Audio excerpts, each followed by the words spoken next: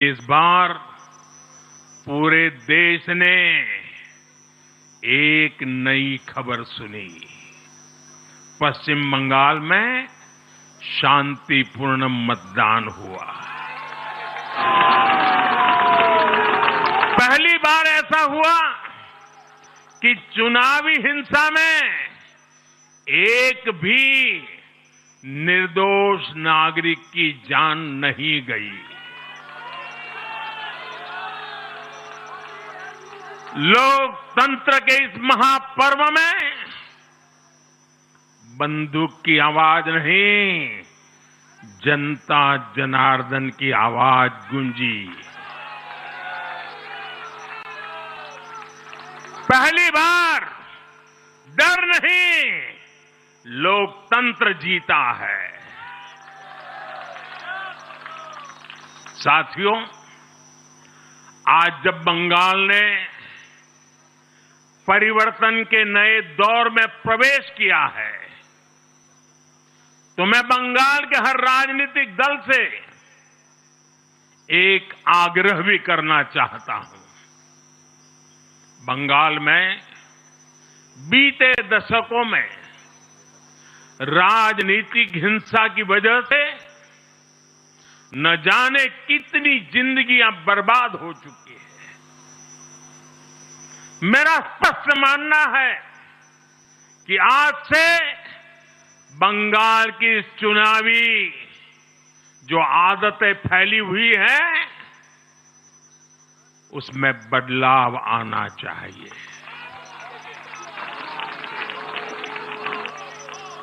आज जब भाजपा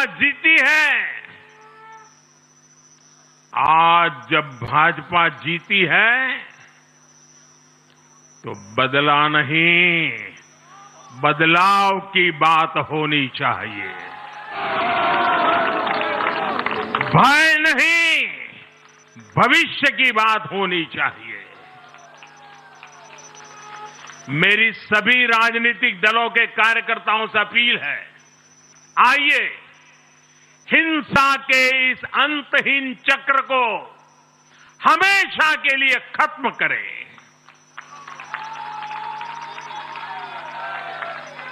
किसने किसे वोट दिया, किसे नहीं दिया, उससे ऊपर उठकर बंगाल की सेवा के लिए काम करें।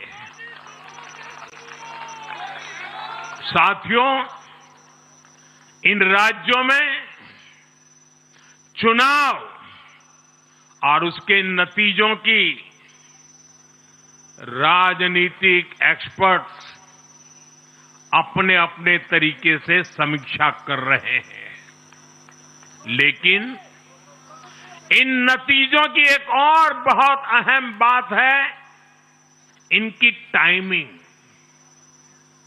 आप देख रहे हैं कि जब इन राज्यों में जनता वोट डाल रही थी, तो इसी दौरान विश्व में क्या कुछ नहीं चल रहा था।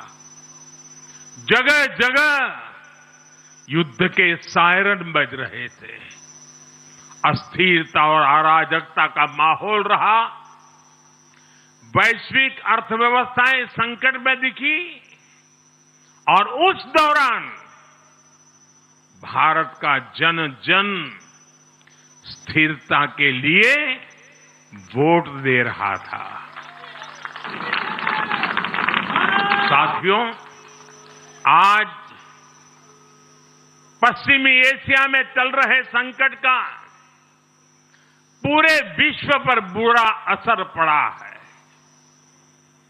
लेकिन भारत पूरे सामर्थ्य से इस संकट का सामना कर रहा है।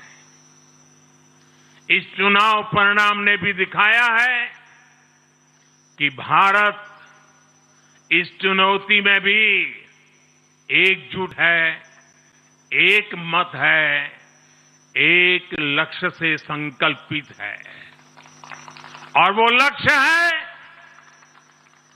विकसित भारत। विकसित भारत का लक्ष्य लेकर के हम निकले हैं।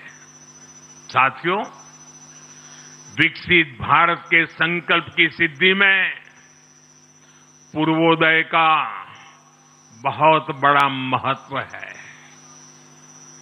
जब भारत समृद्ध था, आर्थिक, राजनीतिक और सांस्कृतिक सामर्थ्य के चरम पर था, तो उसके 3 मजबूत स्तंभ थे।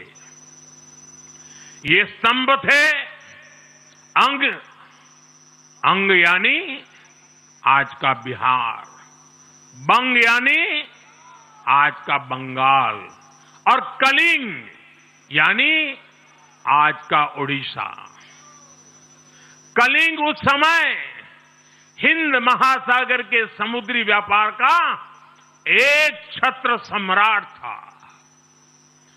कलिंग के बंदरगाह पूरे एशिया तक भारत के उत्पादों को पहुंचाते थे।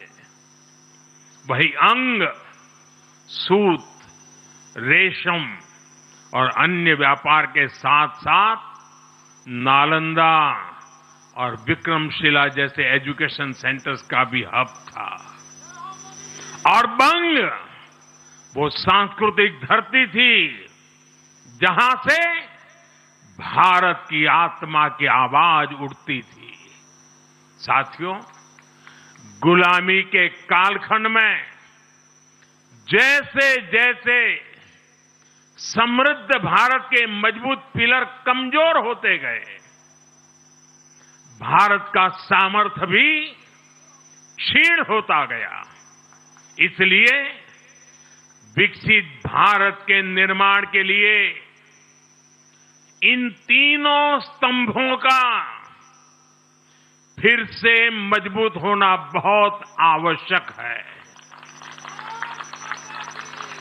और मुझे बहुत गर्व है कि अंग, बंग और कलिंग ने इस महाअभियान के लिए बीजेपी को चुन लिया है, एनडीए पर भरोसा किया है।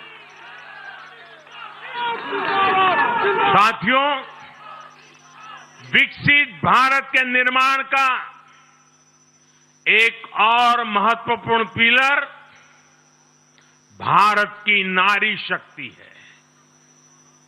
नारी शक्ति अब विकसित भारत के निर्माण में तेजी से आगे बढ़ रही है।